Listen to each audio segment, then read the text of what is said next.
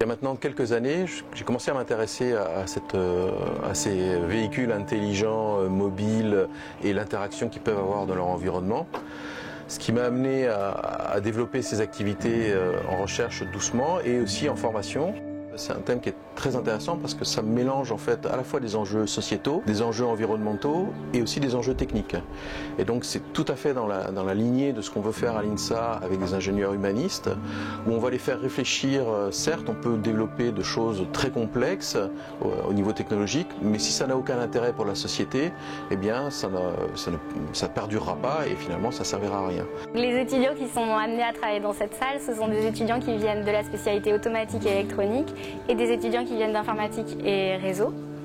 Et les spécialités de 5e année, donc c'est les systèmes informatiques embarqués critiques et la 5e année innovative Smart System. Ces voitures embarquent différents capteurs, notamment un lidar, une caméra, etc. et vont illustrer toutes ces problématiques de sciences dures et toutes les problématiques également de sciences humaines et sociales de la spécialité. Donc on illustre le management de projets, l'anglais notamment, et également la psychologie sociale ou le management d'équipe. On est ici devant un tricycle caréné qui sert de base pour un véhicule d'expérimentation pour les étudiants sur tous les thèmes de mobilité urbaine, autonomie, véhicule autonome et gestion d'énergie. Ce véhicule va être utilisé à la fois par des étudiants de génie électrique et informatique, mais aussi par des étudiants de génie mécanique.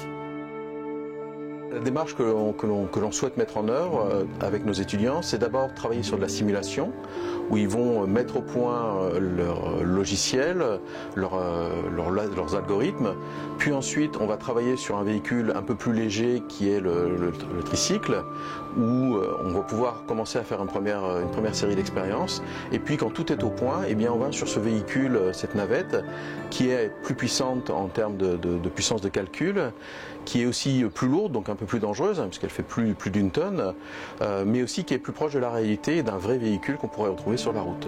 On a développé des projets avec des étudiants, par exemple lors de journées portes ouvertes, d'avoir un circuit où on peut réserver la navette vient vous chercher et vous emmène à l'endroit où vous voulez venir. Finalement, le domaine de la mobilité, c'est quelque chose de très large et c'est très innovant. Donc c'est vrai qu'on se passionne assez rapidement pour ce domaine-là parce qu'on va pouvoir ajouter par exemple une caméra, faire de la reconnaissance de forme ou d'environnement. Et finalement, avec un travail pas si difficile que ça, on arrive à des résultats très intéressants et très innovants. L'INSA fait partie du campus des métiers et qualifications d'excellence sur la mobilité et le transport intelligent. C'est un programme qui vise à créer des écosystèmes qui réunit à la fois des unités de formation en termes de lycéens, de bac professionnel, de BTS, mais aussi les écoles d'ingénieurs et aussi un ensemble d'industriels pour en fait faire se joindre à la fois les besoins en formation des industriels et la capacité de formation, d'adapter la capacité de formation des établissements.